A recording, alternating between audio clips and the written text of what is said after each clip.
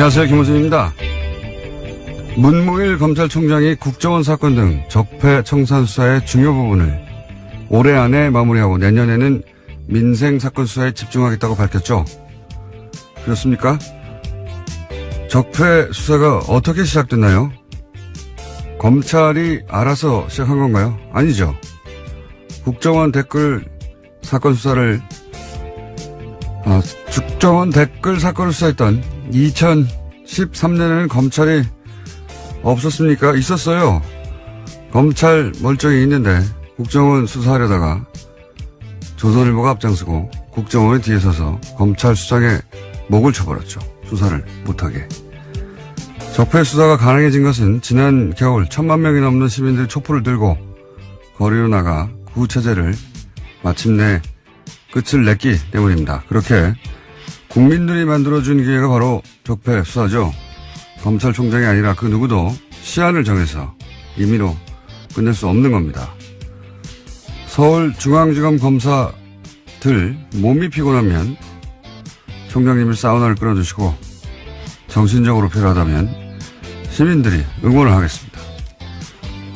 서울중앙지검의 적폐 수사 일선 검사님들 난생 처음 응원 꽃다발 좀 받아보시겠습니까? 네. 힘들 내시고 시작했으면 끝을 봅시다. 김호준의 응원이었습니다.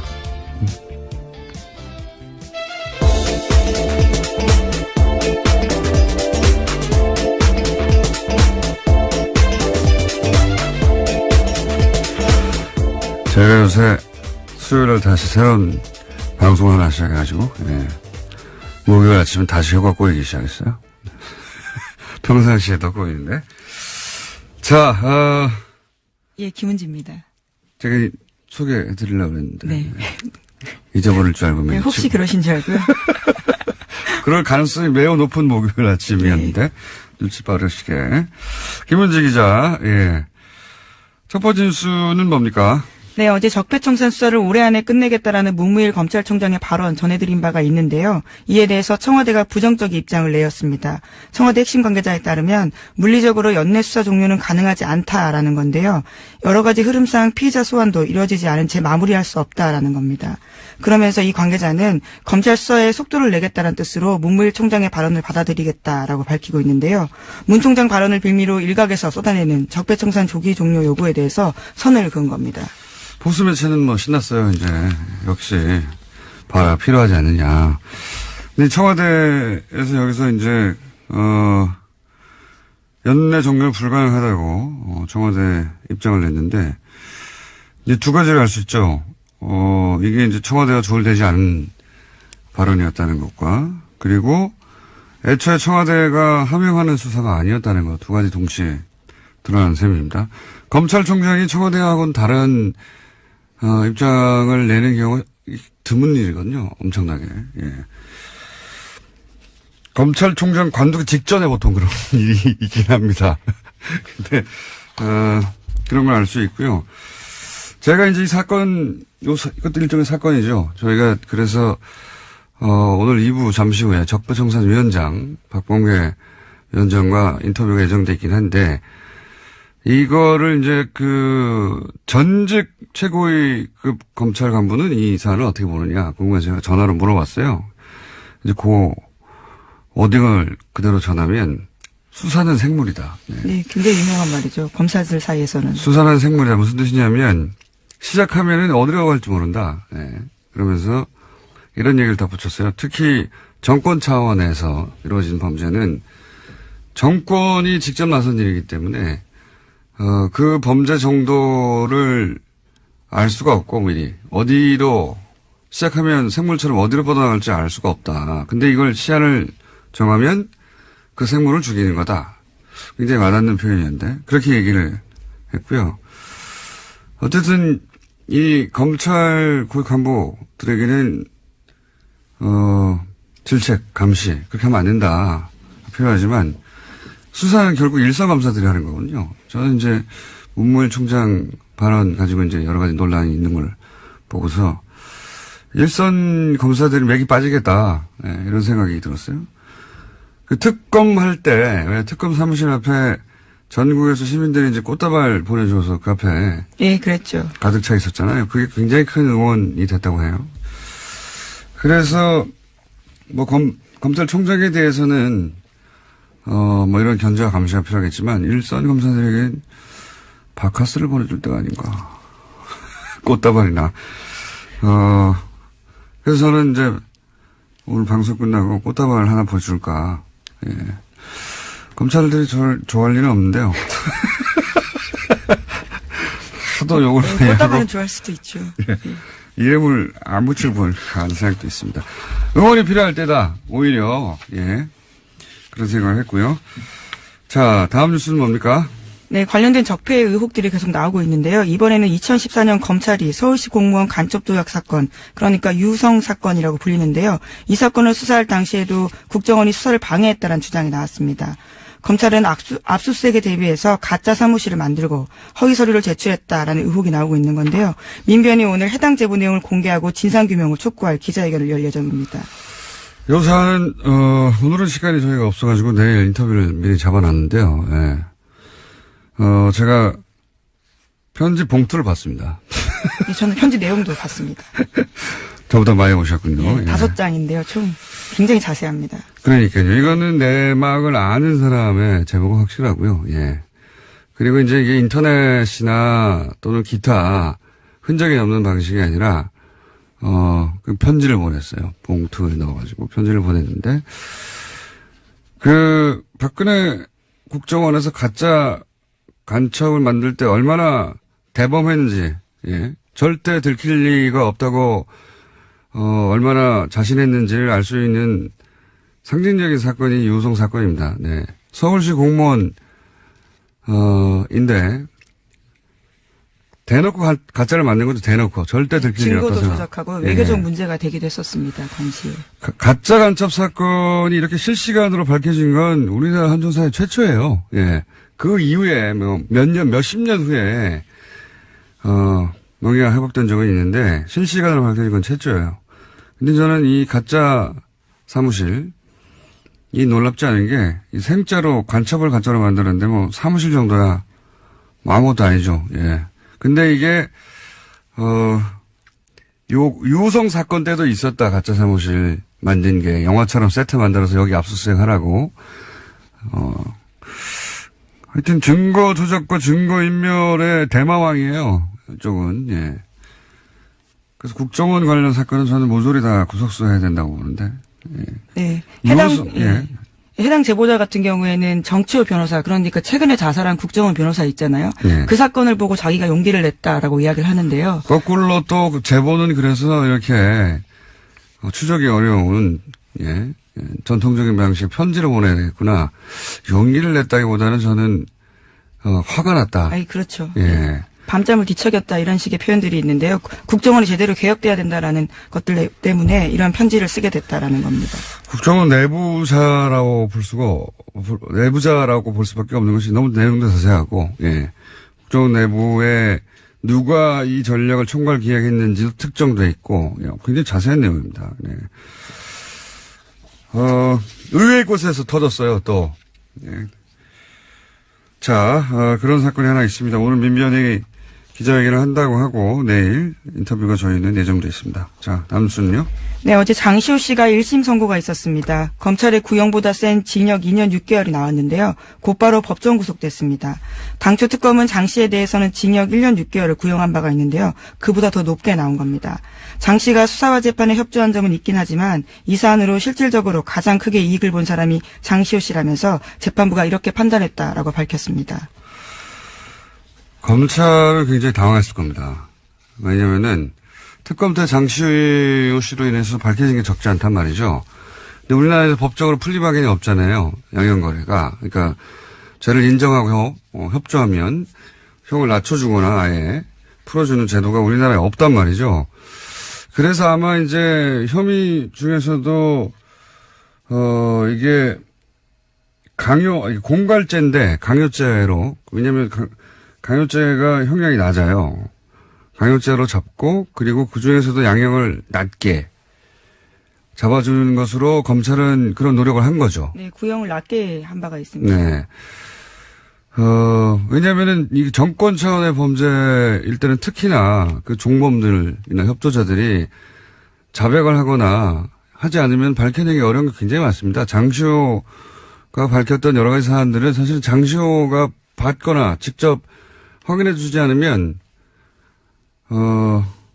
절대 밝혀낼 수 없는 부분이 많았거든요. 네, 제2의 태블릿 PC를 낸다던가 구체적으로 어떤 데 무엇이 있는지를 제보한 바가 있습니다. 그렇죠. 예.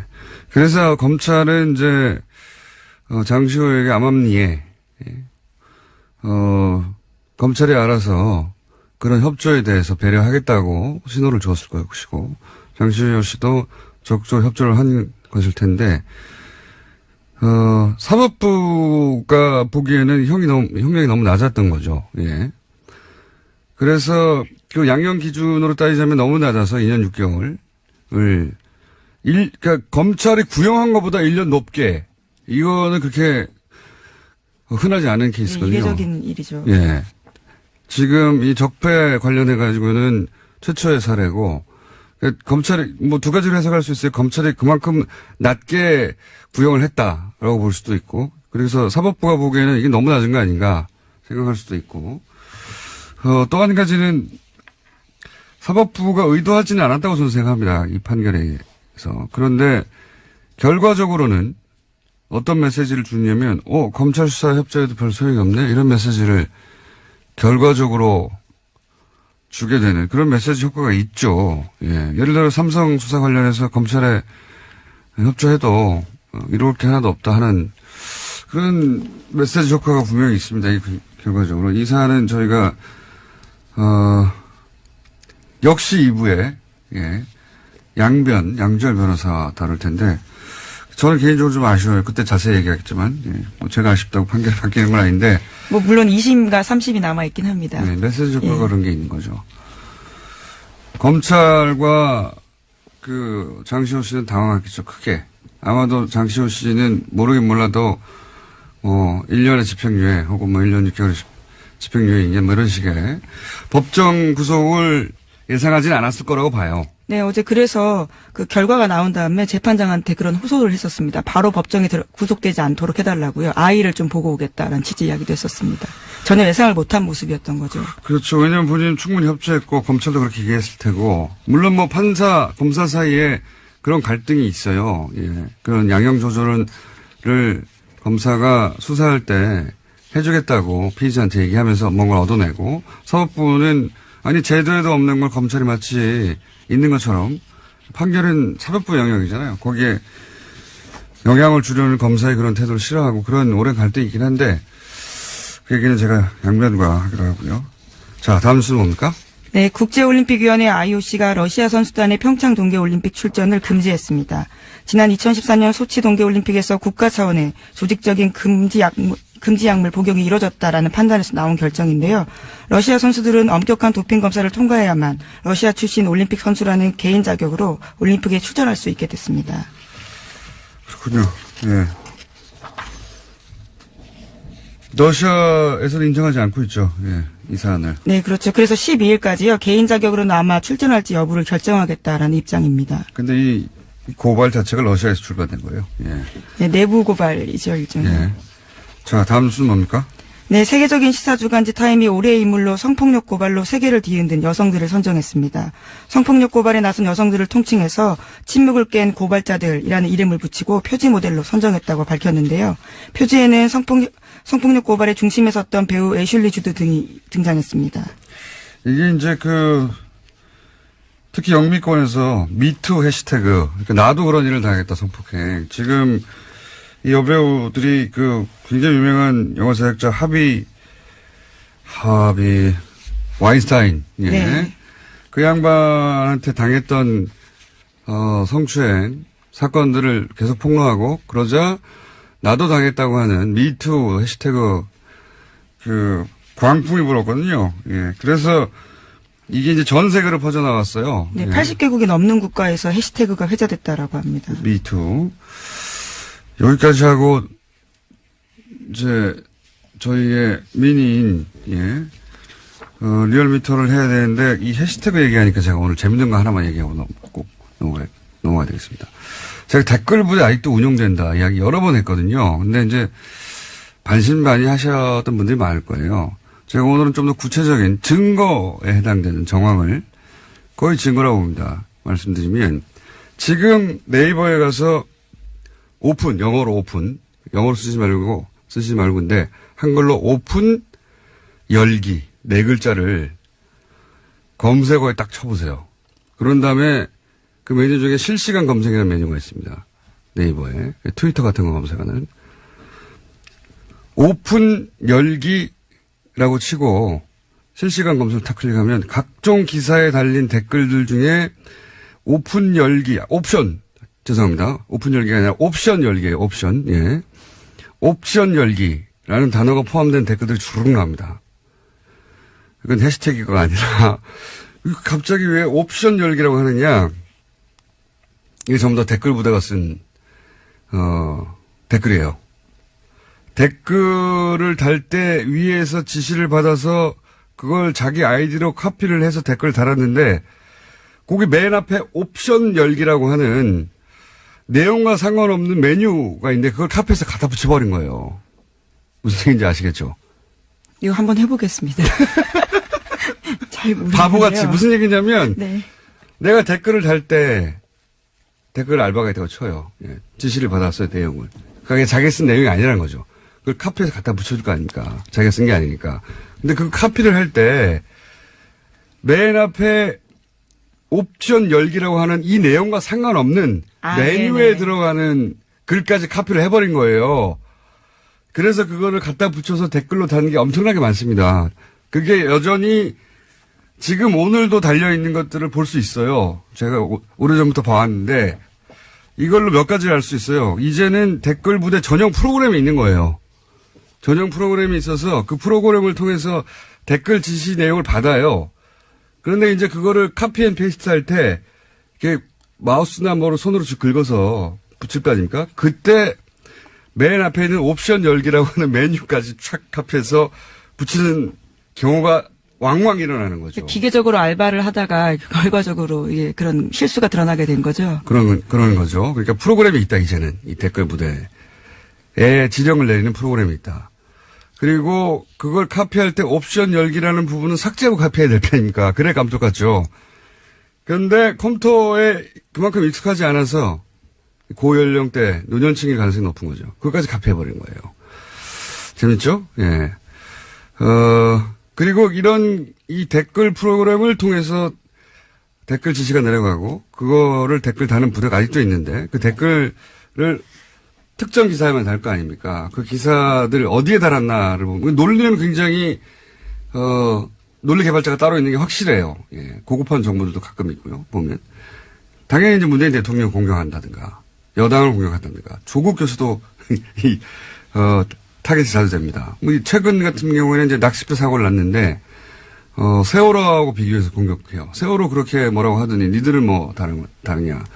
그리고 이제 김국종 교수. 이국종 교수. 죄송합니다. 이국종 교수를 높이면서 김종대 의원을 공격하고 여기에 저도 가끔 포함돼요. 저는 김종대 의원을 옹호한 적이 없는데 어쨌든. 그리고 조국 민정수석 또 자주 등장하고요. 지금 당장 해보시면, 왜냐면 제가 이제 방송에서 이 말을 했기 때문에 이제 지워버릴 거예요. 근데 지금 당장 해보시면 실시간으로 주르륵 나옵니다. 댓글 알바 있다. 댓글 무대 있고요. 이거 누가 시키고 누구 돈으로 하는 건지, 주요한 적폐 수사 끝나면 이거 수사 들어가야 된다고 봅니다. 여전히 돌아가고 있어요. 댓글 알바들. 오늘 여기까지 해야 되겠습니다. 네, 수상 소식도 하나 전해드리려고 했는데요. 수상 소식이요? 네, 민주언론시민연합에서 민주시민언론상 본상 수상자로 김어준 공장장이 선정됐다고 합니다.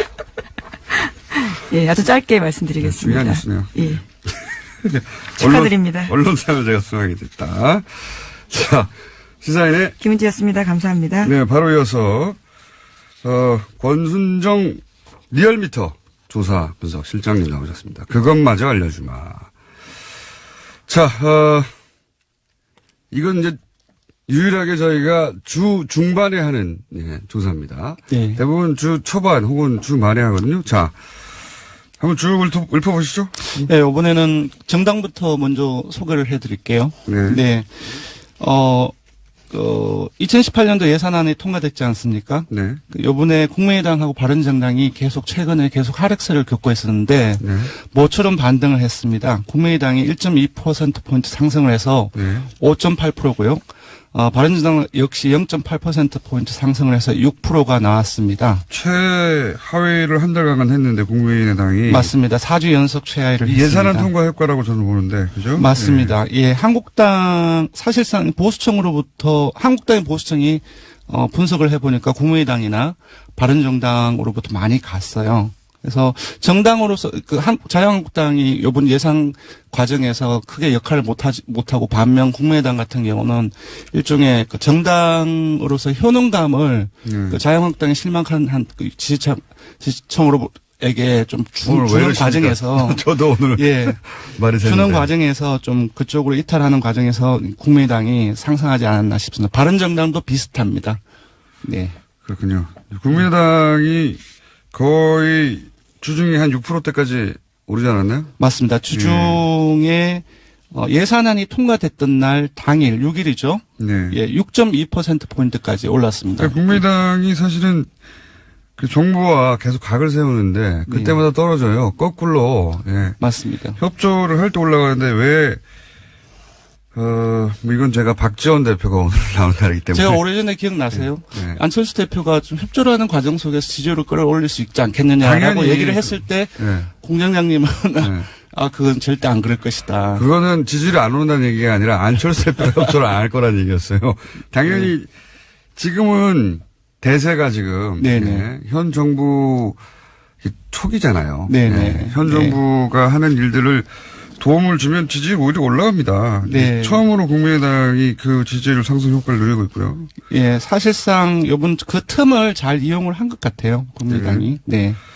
반면 자유한국당 같은 경우도 사실상 오르기는 올랐지만 제가 봤을 때는 사실상 패배자가 아닌가 싶거든요. 예산안 통과되고 나서는 떨어졌죠. 예, 0.7%, 요번 주중 집계에서는 0.7%포인트 상승을 해서 18.3%인데 예산안이 통과됐을 때는 17.4%이고요. 그렇겠죠. 그 사실상 논란이 많이 된 과정 속에서 한국당이 이것보다는 조금 더 많이 올라야 되는데 보수층이 한 5%포인트를 이탈을 했습니다. 오히려. 예, 오히려. 이 이탈한 층이 아까 말씀드린 것처럼 국민의당하고 바른정당하고 거의 다 간 것이죠. 네. 그렇군요. 민주당은 어떻게 되나요? 예, 민주당은 조금 이제 상당폭 빠졌습니다. 3.4%포인트 하락한 48.5%이고요. 주중에는. 예. 이제 국민의당하고 바른정당의 요인이라고 봐야 될 것 같습니다. 하지만 예산안이 통과됐던 날은 다시 50%를 올라갔죠. 회복했기 때문에 요거는 이제 아주 짧은 기간 동안의 영향이 아닌가 싶습니다. 쌤쌤이네요. 네, 정의당 또한 하락을 했습니다. 0.6%포인트 하락해서 4.5%가 나왔습니다. 대통령 지지율도 비슷하겠네요. 네. 떨어졌다가 또 예산안 통과될 때 예, 올라가고. 4주 연속 상승 흐름이었다가 지난주하고 요번 주까지 네. 조금 아주 약하게 2주째 하락했는데요. 0점대. 예, 0.7%포인트 하락해서 70.8%입니다. 약 보합이라고 볼 수 있는데. 예산안 통과되고 다음에 어떻게 됐습니까? 예, 예산안 통과된 다음엔 상당히 많이 올랐어요. 그러니까 72.1%포인트까지, 72.1%까지 올라서. 상당히도 뭐 1.1%. 왜냐하면 그 전날에는 69.3%까지 떨어졌기 때문에 예. 그 일일 변화로서는 상당폭 올랐다고 볼 수 있을 것 같습니다. 예. 뭐 저희가 몇 달째 똑같은 얘기 하고 있는데. 네. 0점 몇 빠지고 0점 몇 오르고 뭐. 예. 좀 많이 빠지고 오르면 1, 2% 움직이고. 이 정도. 예, 종합을 하면 한국당 지지층을 제외하고는 모든 정당 지지층, 모든 지역, 모든 연령, 모든 이념 성향에서 다 긍정평가가 크게 높거나 우세합니다. 네. 알겠습니다. 예산안이 통과되면서 사실은 주요 정당들의 지지율이 좀 진폭이 있고. 네, 맞습니다. 대통령 지지율도 진폭이 좀 있고. 그렇습니다. 예. 통과되면서 민주당 그리고 국민당이 상승한 형국이고요. 네. 한국당 하락하고 한국당을 빼고는 상승을 다 했지만 예. 예산안 통과를 예. 기준으로 하자면 예, 맞습니다. 주요한 가장 중요한 이벤트였던 네. 정의당도 하락을 했네요. 네, 정의당은 언론 보도가 상당히 많이 감소했습니다. 네. 언론 모두 감소효과도 있는 거고. 네. 자, 그것마저 알려주면 현안 주사 이번 주는 뭡니까? 예, 문무일 검찰총장의 이제 발언이 있었는데 많이 논란이 되었죠. 이거 간접적으로 알 수 있는 조사가 아닌가 싶은데요. 한 2주 전쯤에 죄송합니다. 김관진 전 국방부 장관하고 임관빈 전 실장 사이버 사령부 댓글 공작 관련해서 석방이 됐죠. 구속 부정에 석방이 됐는데 이에 대해서 국민들이 어떻게 생각하는지 물어봤습니다. 이 여론조사 종이에요. 이 여론조사 왜 안 하나 싶었는데 그랬더니 잘못한 결정이라는 의견이 63%가 나왔습니다. 석방이 잘못한 결정이다. 근데 그 중에서 전체에서 매우 잘못한 결정이라고 응답을 한 사람이 절반이 넘습니다. 50.8%가 나왔습니다. 그렇군요. 그리고 반면 잘한 결정이라고 한 응답은 26.3%이고요. 잘못은 10.7%가 나왔습니다. 대부분의 지역 계층에서 잘못한 결정이라는 것이 대다수 응답이었고요. TK, PK는 어떻습니까? 근데 조금 놀라웠는데요. TK, PK 그 중에서도 TK 같은 경우는 잘한 결정이라는 것이 조금 우세하지 않을까라고 생각을 했는데요. TK를 포함하고 PK를 포함해서 모든 지역에서 잘못한 결정이라고 응답이 많이 나왔습니다. 네. 그렇군요. 그러니까 이제 대략 50대 이하, 그리고 전 지역. 그렇습니다. 전 지역입니다. 네. 그리고 국민의당, 민주당, 정의당, 이런 정당 지지자들을 다 포함해서 잘못된 결정이라는 게 대다수다. 맞습니다. 60% 이상이고 잘했다고 하는 걸 그러면 60대 이상 보수층, 자유한국당 지지층 이렇게 해요. 핵심적인 이제 보수 성향이라고 할 수 있겠죠. 60대 이상 보수층, 자유한국당 지지층에서는 잘한 결정이라는 것이 대다수입니다. 그러니까 이 26%가 사실은 보수 정당이 노려할 타겟층이 됐는데, 이 정치 진영 굉장히 바뀌었어요, 실제. 맞습니다. 이런 사안도 봐도. 많이 바뀌었습니다. 석방 잘못했다고 합니다. 알려드리고요. 국민 여론은. 조사 기회 알려주십시오. 이번 주중 조사는 TBS 의뢰로 이번 주 월요일부터 수요일까지 전국 19세 이상 성인 1,516명을 대상으로 했고요. 유무선 전화 면접과 자동응답 방식으로 실시했고, 표본 오차는 95% 실수준 플러스 마이너스 2.5%포인트, 응답률은 5.3%였습니다. 현안 조사는 TBS 뉴스공장 의뢰로 어제 하루 동안 실시했습니다. 성인 510명을 대상으로 했고 표본 오차는 플러스 마이너스 4.3%포인트입니다. 권순정 조사분석실장도 오늘 발언이 많이 쓰는 날이었습니다. 죄송합니다. 감사합니다. 고맙습니다.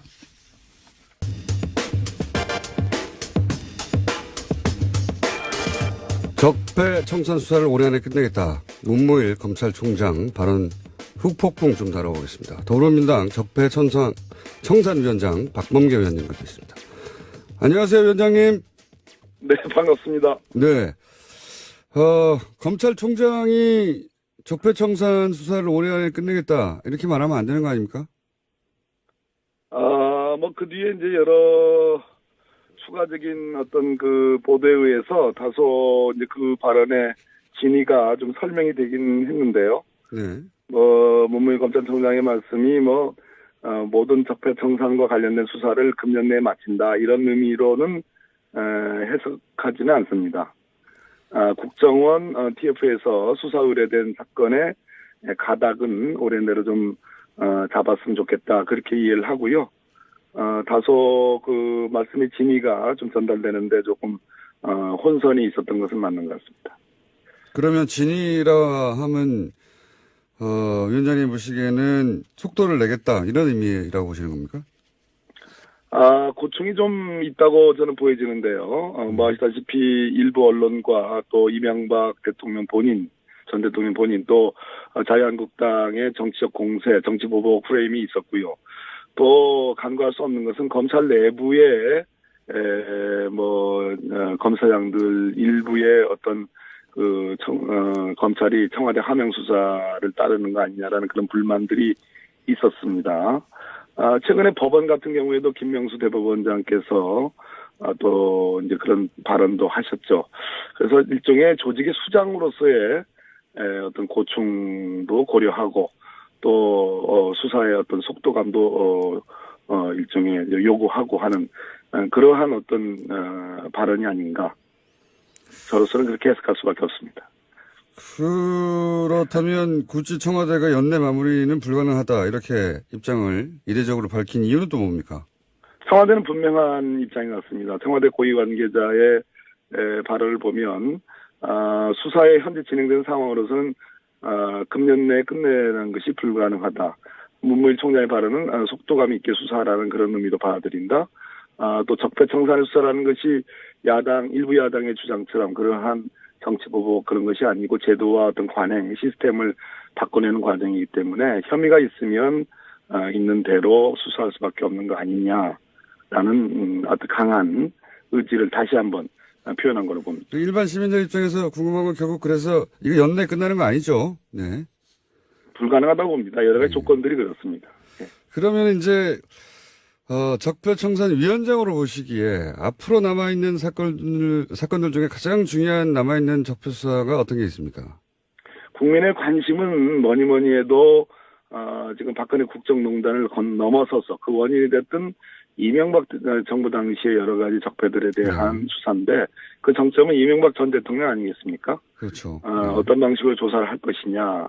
군사이버사령부 관련해서는 직접적인 그러한 어떤 진술들이 나왔습니다. 김관진이 석방이 됐습니다만 저는 다스 문제라든지 다스 140억이 스위스 계좌에서 다스로 돌려가는 과정은 분명히 불법성이 있는 거고요. 또 제2롯데월드 뭐 여러 가지 자원외교 비리, 자원비리 이런 것들은 여전히 수사의 대상으로 남아 있다고 봅니다. 자, 그러면 말씀을 꺼내셨으니까 이왕 연결된 김에 박범계 의원님도 사실은 오래전부터 이 다스 관련해서 자료들을 많이 BBK, BBK 다 연결되니까요, 결국은. BBK. 그렇습니다. 자료를 오랫동안 보시고 특히 미국 쪽 판사 출신이시다 보니까 그런지 미국 법원에서 나온 자료를 굉장히 면밀히 검토하신 걸로 알고 있는데, 연결된 김에 미국 법원에서 나온 최근의 해석이나 판결이나 중에 주목할 만한 것들이 있습니까? 예, 그렇습니다. 미국에서는 여러 가지 소송들이 있었습니다. 그 중에 특히 제가 지난번에 자금의 흐름 관계는 밝혔고요. 옵셔널 캐피털과 김경준 사이에 미국 캘리포니아 지방법원 소송이 있었는데요. 그 미국 법원이 아주 주목할 만한 그러한 판단을 한 부분을 제가 찾아냈는데요. 옵셔널 캐피탈은 이제 옵셔널 벤처스의 이제 소액 투자자들을 대리한다고 볼 수 있는 곳이죠. 그 옵셔널 캐피털이 한국 검찰이 김경준을 수사하면서 작성했던 검찰의 수사 보고서와 그 당시에 옵셔널 벤처스의 전직 직원들 4명의 진술들을 미국 법원에 증거로 요청을 합니다. 그걸 채택해달라고. 근데 미국 법원이 이걸 거절합니다. 거절하는 이유가 첫째는 한국 검찰의 보고서는 검찰이 객관적이지 않다. 이런 얘기입니다. 검찰이 표현이 정확히 이렇습니다. 김경준에게 불리하게 이 진술을 해석할 만한 그런 이해관계와 이익이 검찰에게 있었다. 어마어마한 얘기입니다. 또 검찰의 결론은 사실에 입각하지 않다. 이런 표현도 나오고요. 그렇기 때문에 이 검찰의 수사 보고서는 공공보고서로서 법정에서 채택할 증거가 아니다. 라고 분명히 얘기하고 있고요. 또 하나는 잠깐만요. 미국 법원이 그러니까 BBK 수사를 한 한국 검찰을 불신한다는 내용이 미국 법정에서 없다는 얘기고요. 또 하나는 옵셔널 벤처스의 4명의 진술자들이 있습니다. 그 당시 BBK 김경준 수사하면서요. 그 사람들의 진술도 증거로 채택할 수 없다고 보는데요. 결론적으로 이거는 이명박으로부터의 보복을 두려워하는 증인들에 의해 만들어진 진술이다. 이런 표현을 합니다. 이거는 저 같은 사람이 주장하는 걸 미국 법원이 주장을 했네요. 판단했습니다. 그러네요. 구체적으로 여보세요? 네, 듣고 있습니다. 흥미진진하게 듣고 있습니다. 네. 그렇습니다. 그래서 이런 표현도 나옵니다. 이 4사람의 진술은 서울시장인 이명박의 대리인들이 증인들에게 진술 바꾸지 마. 그리고 어떤 식으로든 김경준을 돕지 마라는 강한 압박 속에 만들어진 거기 때문에 믿을 수 없다 이런 얘기입니다. 미국 법원이 어떻게 그런 판단을 했죠? 잘 판단한 거죠. 잘 판단한 거죠. 그러니까 제3자의 이해관계가 전혀 없는 미국 법원이 여러 서류들을 검토하다 보니 그렇습니다. 충분한 예. 서류들을 보고서요. 그러니까 정치적 판단이 심지어 아니라 예. 심지어 이상훈이라는 옵셔널 벤처스의 직원은 수감된 상태로 일주일 동안 신문을 받았다. 강압으로 초래된 진술이므로 예. 신뢰성이 떨어진다. 이런 표현도 나옵니다. 어허. 이게 이제 국내하고는 다르게 전혀 정치적 이해관계 없이 그냥 사건 자료만 보다 보니까 미국의 판사가 이거는 뭐 검찰이 BBK 수사를 엉터리로 했네. 이렇게 판단한 거군요. 믿을 수 없다 한마디로 이런 얘기입니다. 허허. 그리고 또 다른 내용이 있습니까?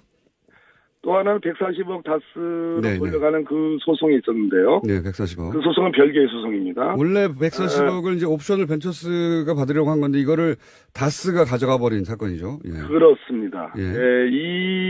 이것에 대한 미국의 일종의 제2항소법원, 캘리포니아 제2항소법원의 판단인데요. 예. 한마디로 이 140억을 돌려간 것은 법으로 보호받을 수 없는 사기성 이체다. 아.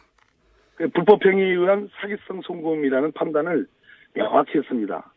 그렇다면 지난번 주진우 기자의 폭로가 있었지 않습니까? 예. 이명박 대통령 시절에 청와대 민정수석실 행정관 그리고 LA 총영사 김재수의 개입 예. 그와 관련된 회의록들 예. 그것을 이 미국 법원의 판단에 대입을 시키면 한마디로 불법적으로 다스로 140억 원이 송금된 것을 미국 법원이 판단을 한 겁니다. 다스 측에서는 이제 적절한 행위다, 합법적인 행위라고 주장하고 있어요, 지금은. 근데 그렇습니다. 미국 법원이 판단하기는 이거는 불법이다.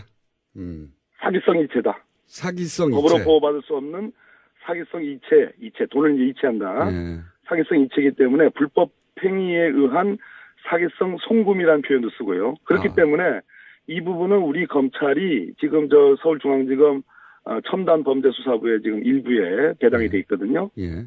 이 부분을 수사하면 바로 결론이 나옵니다. 사기성 이체라는 표현도 등장합니까? 그렇습니다. 매우 만족스러운 표현이네요. 우리 김어준 공장장님 입장에서는 그렇게 그렇군요. 미국 족하신가 보죠.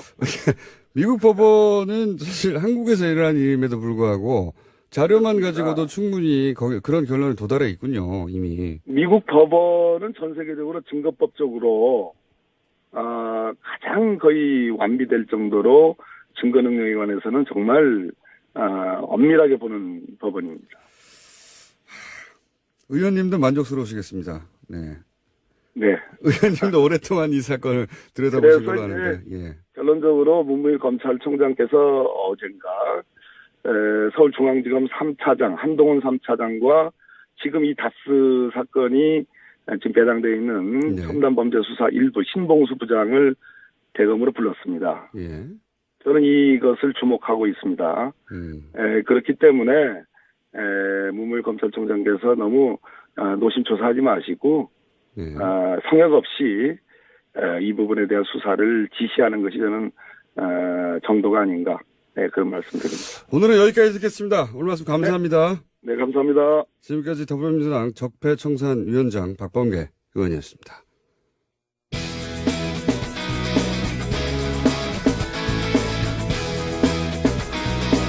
자, 남는 시간이 있네요.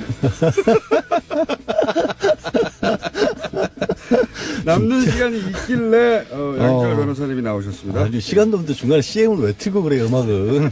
빨리 하시죠. 안녕하세요, 양재르입니다. 자, 오늘은 5분 30초 정도 드립니다. 네, 10초 지나갔어요, 빨리. 예. 자, 장시호 씨 검찰 구형량보다 높은 형을 받았다. 예. 어떻게 생각하십니까?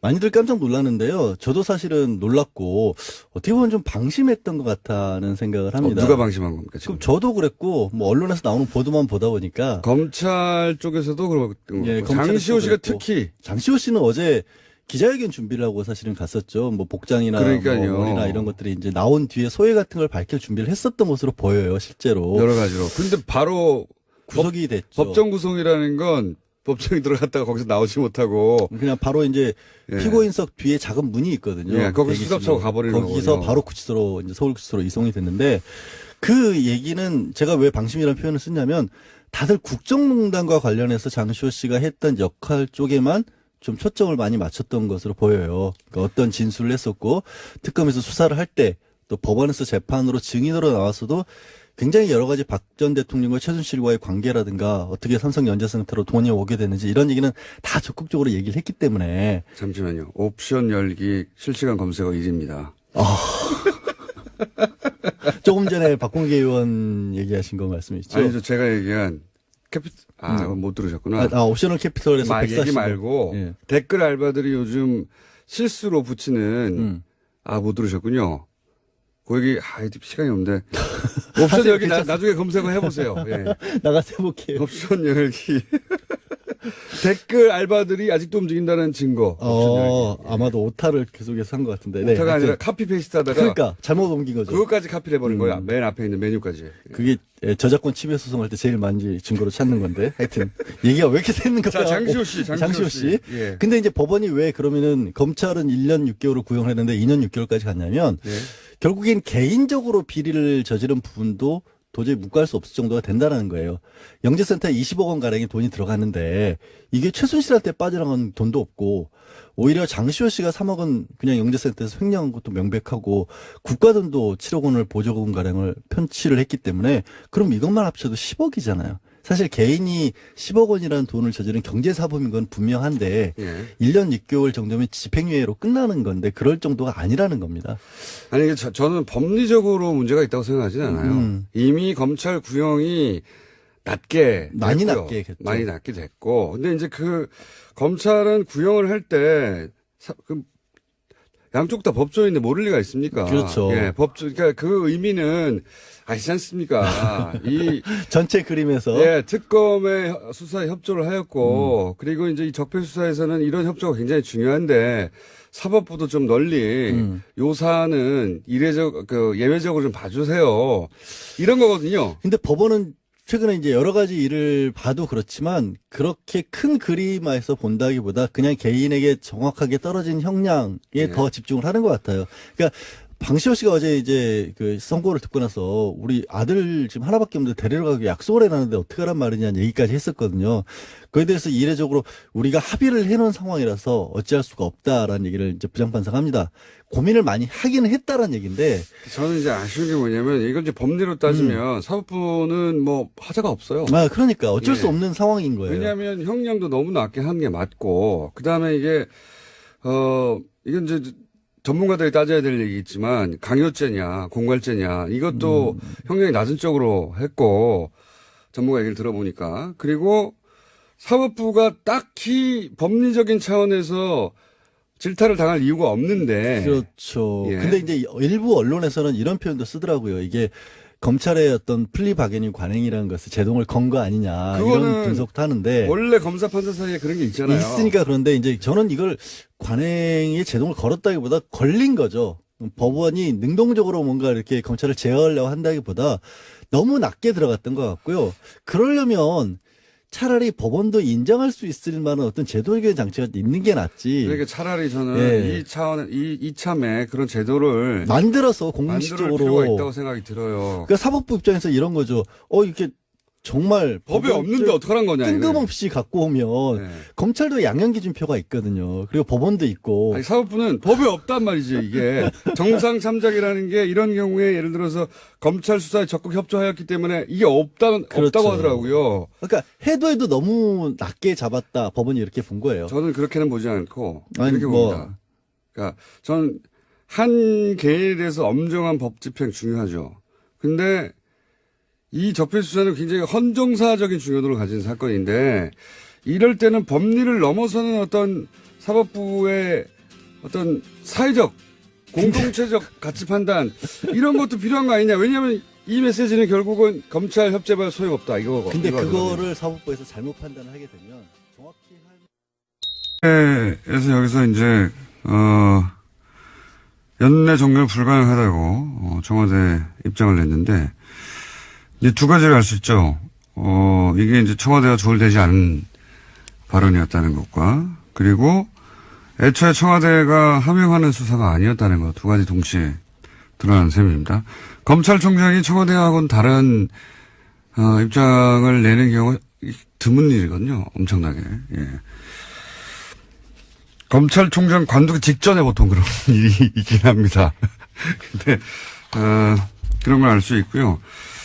제가 이제 이 사건, 이것도 일종의 사건이죠. 저희가 그래서, 오늘 2부 잠시 후에 적폐청산위원장, 박범계 위원장과 인터뷰가 예정돼 있긴 한데, 이거를 이제 전직 최고위급 검찰 간부는 이 사안을 어떻게 보느냐 궁금해서 제가 전화로 물어봤어요. 이제 워딩을 그대로 전하면 수사는 생물이다. 네, 굉장히 유명한 말이죠. 검사들 사이에서는. 수사는 생물이다. 무슨 뜻이냐면 시작하면은 어디로 갈지 모른다. 네.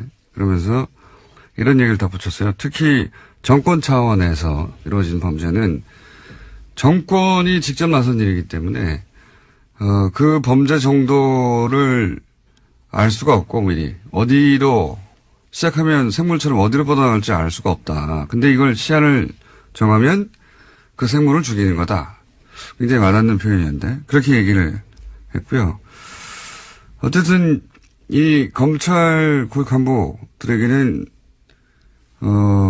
질책, 감시 그렇게 하면 안 된다 필요하지만 수사는 결국 일선 검사들이 하는 거거든요. 저는 이제 문무일 총장 발언 가지고 이제 여러 가지 논란이 있는 걸 보고서 일선 검사들이 맥이 빠지겠다 이런 생각이 들었어요. 그 특검 할 때 왜 특검 사무실 앞에 전국에서 시민들이 이제 꽃다발 보내줘서 그 앞에 예, 그랬죠. 가득 차 있었잖아요. 그게 굉장히 큰 응원이 됐다고 해요. 그래서 뭐 검찰총장에 대해서는 뭐 이런 견제와 감시가 필요하겠지만 일선 검사들에겐 바카스를 보내줄 때가 아닌가. 꽃다발이나. 그래서 저는 이제 오늘 방송 끝나고 꽃다발 하나 보여줄까. 예. 검찰들이 저를 좋아할 일은 없는데요.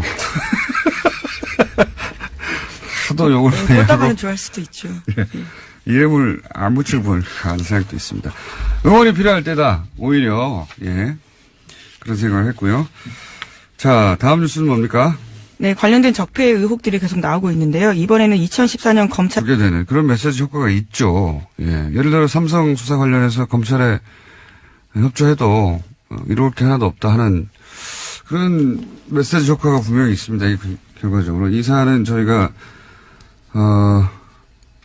역시 2부에 예. 양지열 변호사 다룰 텐데 저는 개인적으로 좀 아쉬워요. 그때 자세히 얘기하겠지만 예. 뭐 제가 아쉽다고 판결이 바뀌는 건 아닌데 뭐 물론 2심과 3심이 남아있긴 합니다. 네, 메시지 효과가 예. 그런 게 있는 거죠. 검찰과 장시호 씨는 당황했겠죠. 크게.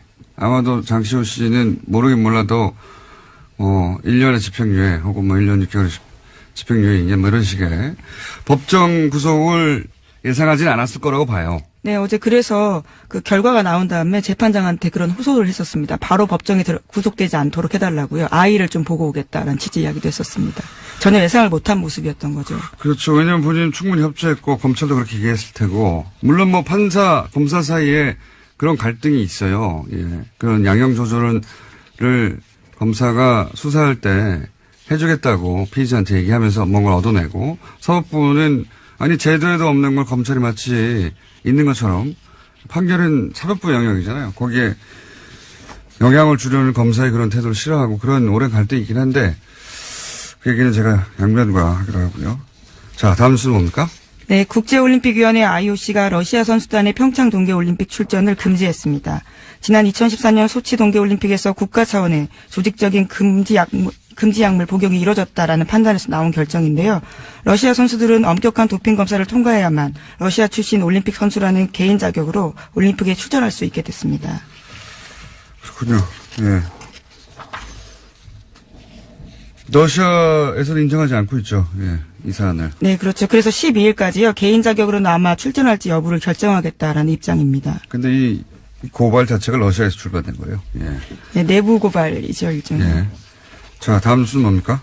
네, 세계적인 시사주간지 타임이 올해의 인물로 성폭력 고발로 세계를 뒤흔든 여성들을 선정했습니다. 성폭력 고발에 나선 여성들을 통칭해서 침묵을 깬 고발자들이라는 이름을 붙이고 표지 모델로 선정했다고 밝혔는데요.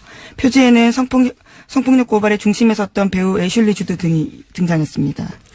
이게 이제 특히 영미권에서 미투 해시태그, 그러니까 나도 그런 일을 당했다, 성폭행. 지금 이 여배우들이 굉장히 유명한 영화 제작자 하비 와인스타인. 예. 네. 그 양반한테 당했던, 성추행 사건들을 계속 폭로하고, 그러자, 나도 당했다고 하는 서울시 공무원 간첩 조작 사건, 그러니까 유성 사건이라고 불리는데요. 이 사건을 수사할 당시에도 국정원이 수사를 방해했다는 주장이 나왔습니다. 검찰은 압수수색에 대비해서 가짜 사무실을 만들고 허위 서류를 제출했다라는 의혹이 나오고 있는 건데요. 민변이 오늘 해당 제보 내용을 공개하고 진상규명을 촉구할 기자회견을 열 예정입니다. 요 사안은, 오늘은 시간이 저희가 없어가지고 내일 인터뷰를 미리 잡아놨는데요. 예. 제가 편지 봉투를 봤습니다. 네, 저는 편지 내용도 봤습니다. 저보다 많이 오셨군요. 네, 5장인데요. 총 굉장히 자세합니다. 그러니까요. 이거는 내막을 아는 사람의 제보가 확실하고요. 예. 그리고 이제 이게 인터넷이나 또는 기타 흔적이 없는 방식이 아니라, 그 편지를 보냈어요. 봉투에 넣어가지고 편지를 보냈는데,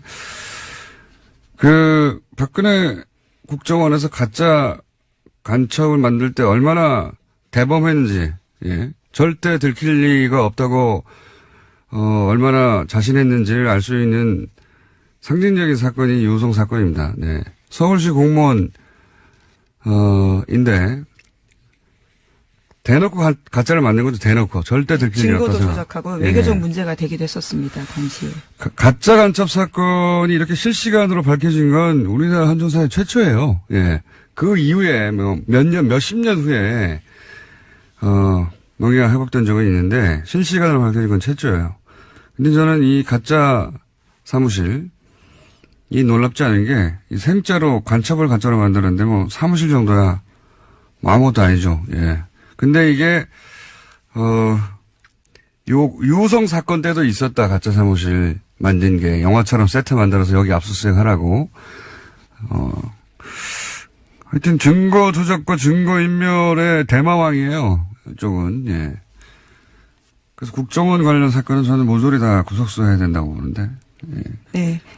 예.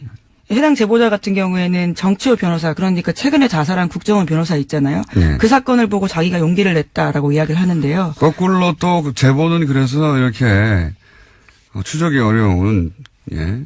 전통적인 방식의 편지를 보내야 되겠구나. 용기를 냈다기보다는 저는, 화가 났다. 아이, 그렇죠. 예. 밤잠을 뒤척였다 이런 식의 표현들이 있는데요. 국정원이 제대로 개혁돼야 된다라는 것들 때문에 이런 편지를 쓰게 됐다라는 겁니다. 국정원 내부자라고 볼 수밖에 없는 것이 너무 내용도 자세하고, 예. 국정원 내부에 누가 이 전략을 총괄 기획했는지도 특정돼 있고, 예. 굉장히 자세한 내용입니다. 네. 의외의 곳에서 터졌어요, 또. 예. 자, 그런 사건이 하나 있습니다. 오늘 민변이 기자회견을 한다고 하고 내일 인터뷰가 저희는 예정돼 있습니다. 자, 남순요. 네, 어제 장시호 씨가 1심 선고가 있었습니다. 검찰의 구형보다 센 징역 2년 6개월이 나왔는데요. 곧바로 법정 구속됐습니다. 당초 특검은 장 씨에 대해서는 징역 1년 6개월을 구형한 바가 있는데요. 그보다 더 높게 나온 겁니다. 장 씨가 수사와 재판에 협조한 점은 있긴 하지만 이 사안으로 실질적으로 가장 크게 이익을 본 사람이 장시호 씨라면서 재판부가 이렇게 판단했다라고 밝혔습니다.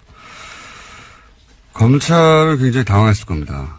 왜냐면은 특검 때 장시호 씨로 인해서 밝혀진 게 적지 않단 말이죠. 근데 우리나라에서 법적으로 풀리박인이 없잖아요. 양형거래가. 그러니까 죄를 인정하고 협조하면 형을 낮춰주거나 아예 풀어주는 제도가 우리나라에 없단 말이죠.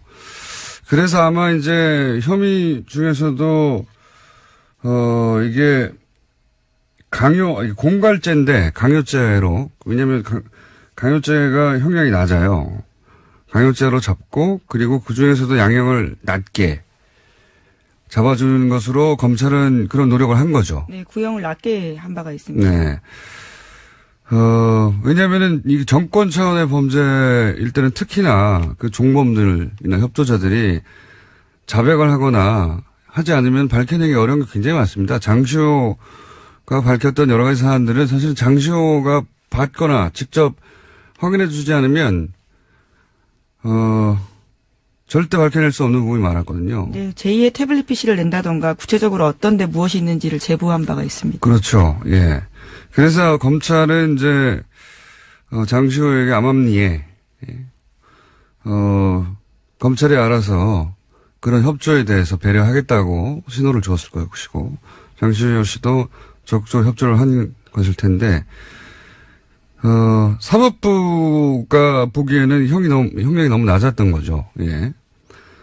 그래서 그 양형 기준으로 따지자면 너무 낮아서 2년 6개월을 그러니까 검찰이 구형한 것보다 1년 높게 이거는 그렇게 흔하지 않은 케이스거든요. 이례적인 일이죠. 예.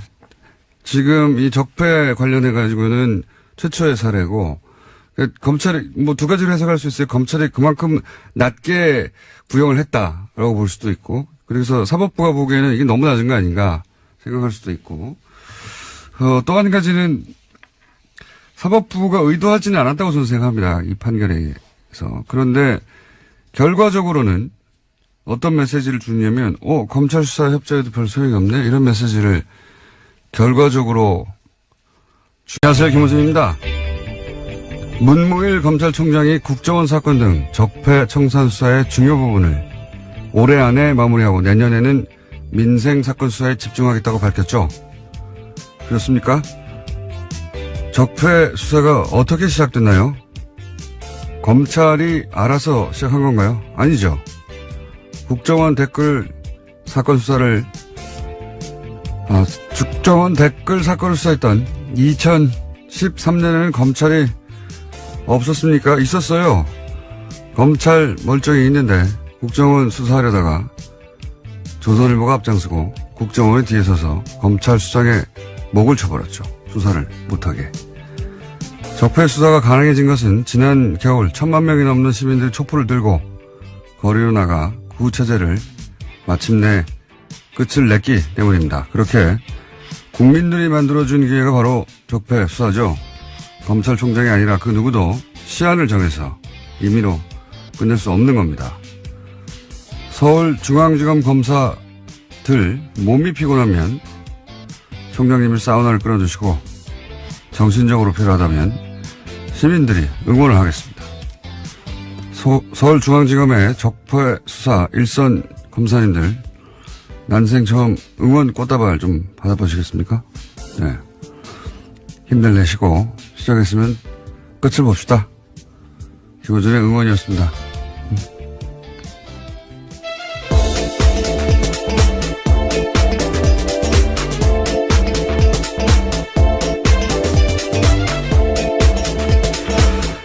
제가 요새 수요일날 다시 새로운 방송을 하나 시작해가지고, 예. 목요일 아침에 다시 혀가 꼬이기 시작했어요. 평상시에도 꼬이는데. 자, 예, 김은지입니다. 제가 소개해드리려고 그랬는데. 네. 잊어버릴 줄 알고. 네, 혹시 그러신 줄 알고요. 그럴 가능성이 매우 높은 목요일 아침이었는데. 네. 눈치 빠르시게. 김은지 기자, 예. 첫 번째 뉴스는 뭡니까? 네, 어제 적폐청산 수사를 올해 안에 끝내겠다라는 문무일 검찰총장의 발언 전해드린 바가 있는데요. 이에 대해서 청와대가 부정적인 입장을 내었습니다. 청와대 핵심 관계자에 따르면 물리적으로 연내 수사 종료는 가능하지 않다라는 건데요. 여러 가지 흐름상 피의자 소환도 이루어지지 않은 채 마무리할 수 없다라는 겁니다. 그러면서 이 관계자는 검찰 수사에 속도를 내겠다는 뜻으로 문무일 총장의 발언을 받아들이겠다라고 밝히고 있는데요. 문 총장 발언을 빌미로 일각에서 쏟아내는 적폐청산 조기 종료 요구에 대해서 선을 그은 겁니다. 보수 매체는 뭐 신났어요, 이제. 역시. 봐라, 필요하지 않느냐. 근데 청와대